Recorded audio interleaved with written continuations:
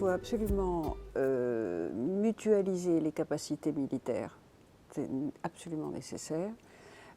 Deuxièmement, il faut pouvoir que les Européens puissent réaliser des opérations extérieures, y compris dans leur dimension militaire.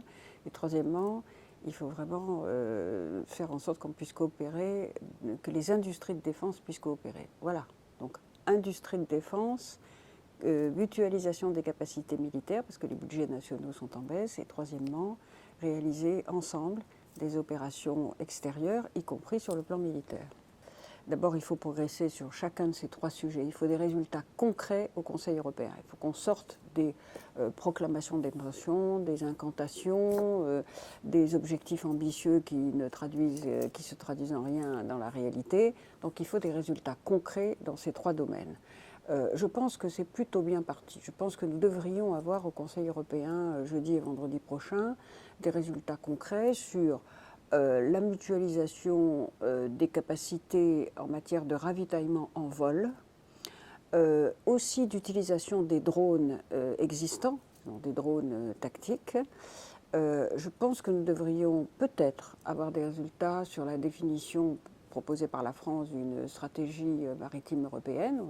L'opération Atalante était un grand succès au large de la Corne de l'Afrique, mais il faut probablement essayer de faire quelque chose de comparable dans le golfe de Guinée, par quoi transite beaucoup de trafic de drogue qui ensuite inonde l'Europe. Voilà trois objectifs concrets qui me paraissent à notre portée.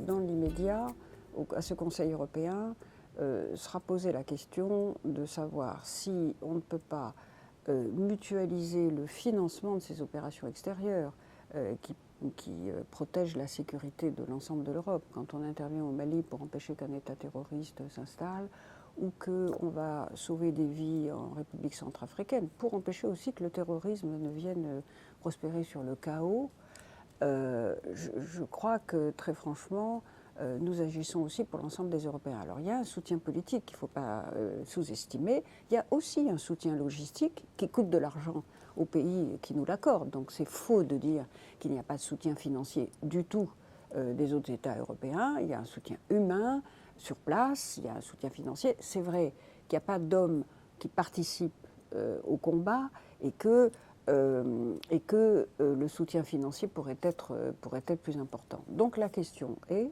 est-ce que nous pouvons mettre en place un fonds permanent de financement, une facilité au fond de financement des opérations extérieures, dès lors que la légitimité politique serait acquise et serait soutenue par les États européens? C'est une question qui va être posée par le président François Hollande. La deuxième chose, c'est que nous avons des groupements tactiques européens, battle group en anglais, qui existent, qui sont financés, qui sont constitués et qui n'ont jamais été utilisés alors qu'ils ont été créés en 2007.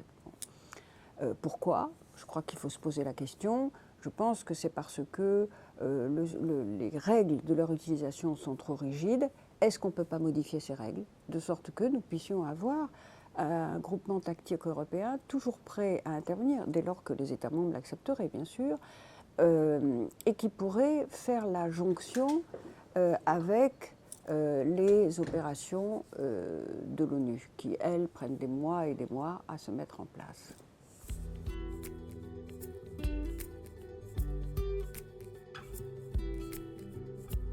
Le paradoxe, c'est que plus les budgets se rétrécissent, c'est particulièrement spectaculaire au Royaume-Uni, par exemple. En France, on tâche de maintenir le même niveau.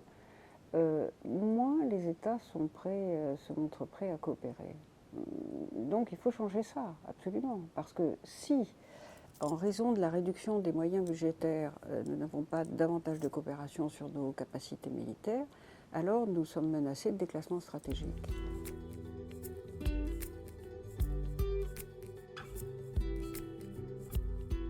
Je crois que si nous avons une feuille de route qui donne des échéances claires, un Conseil européen de défense chaque année, 2015, révision de la stratégie européenne de sécurité, à l'horizon de 2016-2017, une mise en commun vraiment plus allante encore de nos capacités, à échéance de 2020, peut-être 2025, un drone européen de moyenne altitude.